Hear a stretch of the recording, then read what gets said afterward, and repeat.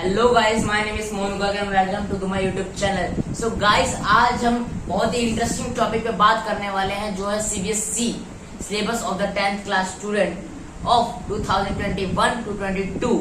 और ये जो हमारा सिलेबस होने वाला है वो अभी आज या कल में अभी सीबीएसई की वेबसाइट पे आया। हम ज्यादा देर नहीं करेंगे, सब्जेक्ट वाइज सारे के सारे सिलेबस को देखेंगे और let's begin. So hello guys, यहाँ पे देख सकते हैं आप, यहाँ पे लेटेस्ट सिलेबस है टर्म 1 का ग्रामर। और ग्रामर में आप देख सकते हैं काफ़ी सारे पोर्शंस हैं।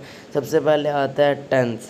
टेंस हमारे काफ़ी सारे प्रकार के होते हैं, वो सारे पता होगा कि क्या कौन सा किसका टेंस है, कहाँ पे कौन सी वर्ब लगेगी, कौन सी हेल्पिंग वर्ब लगेगी, ये सब पूछा जाएगा। और मोडाल्स भी हैं, मोडाल्स भी आपके स्कूल में करा रखे होंगे, नहीं तो मैं आपको वीडियो डालूँगा, चिंता मत करिए। और उसके बाद आता है थर्ड में सब्जेक्ट वर्ब कॉन्कॉर्ड।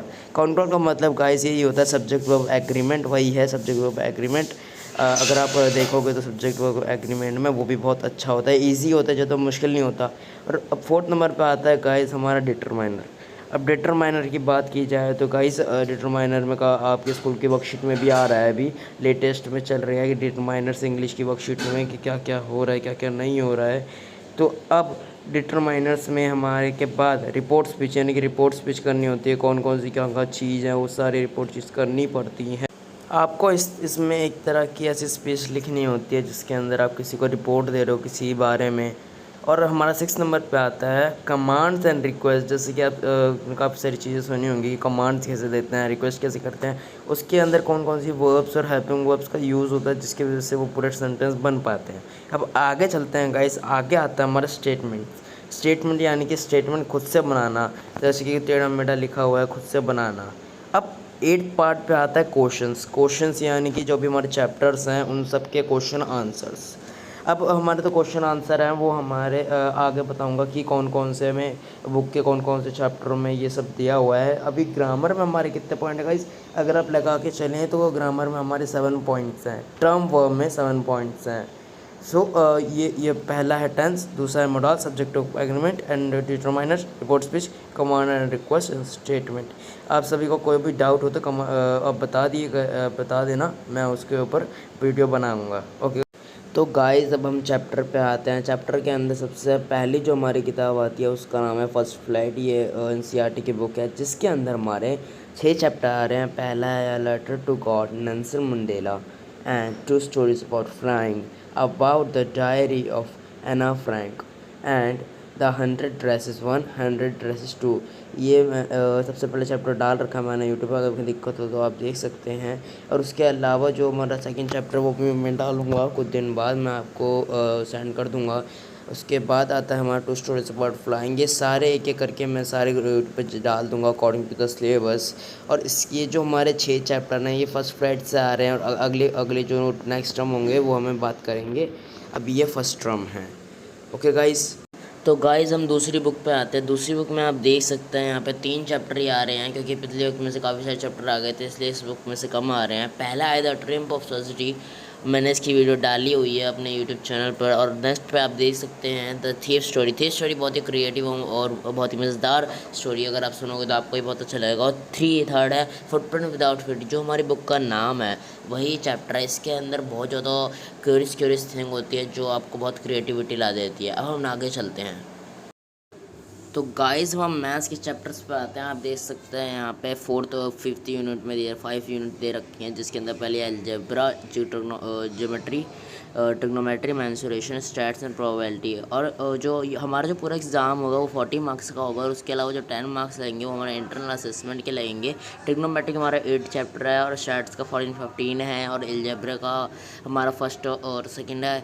और जो ज्योमेट्री है उसके अंदर हमारा आता है ज्योमेट्री के अंदर आएगा कोऑर्डिनेट ज्योमेट्री। और मेंसुरेशन में जो हमारा 10th चैप्टर है हमारा सर्कल का, वो वाला चैप्टर आया। और इन सबको मिला के जब हमारा बनेगा तो वो पूरे 40 + 10 इंटरनल असेसमेंट के 50 इंटरनल असेसमेंट आपके सारे प्रोजेक्ट लगेंगे। तो हम आगे चलते हैं। आगे हमारा आता है इंटरनल असेसमेंट में जो हमारे उसके अलावा लगेंगे वो कैसे कैसे बनेंगे। जो 10 मार्क्स पूरे मिलने वाले हैं हमें इंटरनल असेसमेंट, उसमें क्या क्या होते हैं। जैसे पीरियोडिक टेस्ट 3 मार्क्स का होगा, मल्टीपल असेसमेंट 2 मार्क्स का होगा, पीरियोडिक यानी कि जो हमारे स्पीकिंग में पूछा जाता है वो। और स्टूडेंट अचीवमेंट एक्टिविटी, जो एक्टिविटीज़ होती है आप ज़्यादा से ज़्यादा पार्ट लीजिए क्योंकि 10th क्लास है। तो गाइस आपने अभी देखा हमारे मैथ्स और इंग्लिश का जो भी हमारा सिलेबस था, जो भी सारे दोनों बुक का सिलेबस था, उसके एक्स्ट्रा जो भी ग्रामर आनी थी इंग्लिश में, वो सारे आपने देखा। और अब हम देखेंगे साइंस, मैथ्स, साइंस और सोशल और हिंदी के अलग अलग सब्जेक्ट देखेंगे। सबसे पहले हम उठाते हैं साइंस। साइंस के अंदर गाइस हमारे सबसे पहले जो भी चैप्टर 1, चैप्टर 2, चैप्टर 3 और ये 3 चैप्टर है, chemical reaction equation, acid base and salt and metal and non metal. ये तीनों मेटल मिलके ये जो तीनों चैप्टर हैं, इन दोनों को मिला के 16 मार्क्स का बनता है। यस गाइस, 16 मार्क्स का बनने वाला है ये 3 चैप्टर, साइंस के पहले 3 चैप्टर। और उसके बाद जब आता है 6 चैप्टर आता है, उसके बाद 6 चैप्टर होगा 10 मार्क्स का। 6 चैप्टर पे हमारा लाइफ प्रोसेस हमारा पूरा 10 मार्क्स का आने वाला है। यस गाइस, तो अच्छी तरह तैयारी करिएगा 10 मार्क्स की। और उसके बाद हमारा आ रहा है 10th और 11th। 10th light reflection and refraction and the human I and the colourful world. ये हमारा 11 to 12 चैप्टर है, जो हमारा 14 मार्क्स का आने वाला है। तो ये हमारा हो गया पूरा 40 साइंस का। इसका मतलब 40 मार्क्स हमारा बुक से आएगा और 10 मार्क्स का हमारा इंटरनल असेसमेंट में आएगा। और गाइस ये तो था हमारा साइंस का। अब हम आगे बढ़ते हैं सोशल में। तो सोशल में सबसे पहली बुक आती है हमारी समकालीन भारत 2। या देख सकते हैं समकालीन भारत 2 है। इसके अंदर जो चैप्टर आ रहे हैं वो सबसे पहले चैप्टर संसाधन एवं विकास, फर्स्ट चैप्टर। और जो थर्ड चैप्टर आ रहा है जल संसाधन, वाटर रिसोर्सेज इंग्लिश में कहते हैं इसे। ये फर्स्ट एंड थर्ड चैप्टर आ रहे हैं सोशल के अंदर, ये वाली बुक के अंदर, ये आप देख सकते हैं। अब उसके बाद आता है हमारा भारत और समकालीन विश्व 2। ये हमारी हिस्ट्री की बुक है। हिस्ट्री की बुक अगर इंटरेस्ट खोलेंगे तो आप इसके अंदर सिर्फ एक चैप्टर आ रहा है, आपको ज्यादा फिक्र करने की जरूरत नहीं है। हिस्ट्री में सिर्फ एक चैप्टर आ रहा है, उसका नाम है यूरोप में राष्ट्रवाद का उदय। सबसे पहला चैप्टर है, सबसे इजी है। और पहले भी आपने यूरोप के बारे में सुना होगा, जो भी राष्ट्रवाद होते हैं, क्या क्या होते हैं, वो सारे इसमें है। अब ये तो था हमारा हिस्ट्री। अब इसके बाद आता है हमारा लोकतांत्रिक राजनीति 2। लोकतांत्रिक राजनीति आप देख सकते हैं, ये वाली बुक है लोकतांत्रिक राजनीति 2। अगर आप इसका इंटरेस्ट खोलोगे तो इसमें हमारे 2 चैप्टर आ रहे हैं, सत्ता की साझेदारी और संघवाद। सत्ता की साझेदारी और संघवाद एक तरह से दोनों से रिलेटेड ही है। अगर आप पढ़ोगे तो आपको समझ आ जाएगा क्या क्या रिलेटेड है, क्या नहीं। अब हमारी ये वाली बुक तो होती है खत्म। अब उसके बाद आता है हमारा आर्थिक विकास की समझ, यानी कि जो हमारा अर्थशास्त्र है वो ये वाली है अर्थशास्त्र की।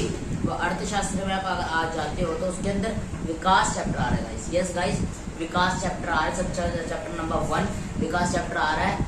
विकास चैप्टर आ रहा है। सो गाइस, अभी हमने देखा साइंस और सोशल का। अब हम नेक्स्ट जो रिमेनिंग सिलेबस पे आते हैं वो है, अब जो हिंदी है वो लास्ट है। अब इसके बाद कोई भी हमारा बचता नहीं है, हिंदी लास्ट है। अब हिंदी के अंदर गाइस हमारा 40 मार्क्स कैसे बनेंगे? जो अपठित गद्यांश होते हैं ना, जैसे कि अब गद्यांश में ढूंढ के आंसर निकालने होते हैं, वो हमारे 10 मार्क्स से होंगे। ओके गाइस, अब 10 मार्क्स से होंगे तो अपठित गद्यांश आएगा 10 मार्क्स का। और उसके अलावा जो हमारे व्याकरण होते हैं, जो भी ग्रामर होती है हिंदी में, वो आएगी 16 मार्क्स की। उसमें क्या क्या आएगा गाइस? उसमें आ गया वाक्य और वाच्य, रस और पद एवं परिवाच्य। पद एवं परिवाच्य आएगा, 4 चीजें आएंगी व्याकरण में। उसके अलावा आगे चलते क्षितिज। अब क्षितिज की जो बुक है हमारी, ये देख सकते हैं मेरी, अब देखिए तो यहाँ पे क्षितिज है, क्षितिज की बुक है। और ये है कृतिका। इन दोनों को मिलाकर हमारे 14 मार्क्स का आ रहा है। 14 मार्क्स के हमारे पूरे मार्क्स आ रहे हैं। अब जो होगा गाइस, इसमें होगा 7 मार्क्स का, इसमें होगा 7 मार्क्स का, और इन दोनों मिलाकर 14 मार्क्स का। और 14 और अपठित गद्यांश के 10 और व्याकरण के 16। अब इन सबको मिलाकर टोटल 40 हो जाएंगे। अब इन सब 14 को मिलाएंगे तो 14 को मिलाएंगे तो अब जो हमारे, अब एक चीज बता रहा हूँ, लास्ट जो क्षितिज है उसके अंदर गद्यांश के 2 मार्क्स का आएगा, पद्यांश का 5 मार्क्स का आएगा। और ऐसे ही हमारी कृतिका में है, वह 2 मार्क्स का आएगा, 5 मार्क्स का आएगा। और आप कैसी लगी वीडियो आप जरूर बताइएगा। यहाँ पे हमारा सिलेबस खत्म होता है। और आपको कोई भी डाउट हो, आपको कैसी वीडियो बनाना चाहते हो तो मुझे बताइएगा।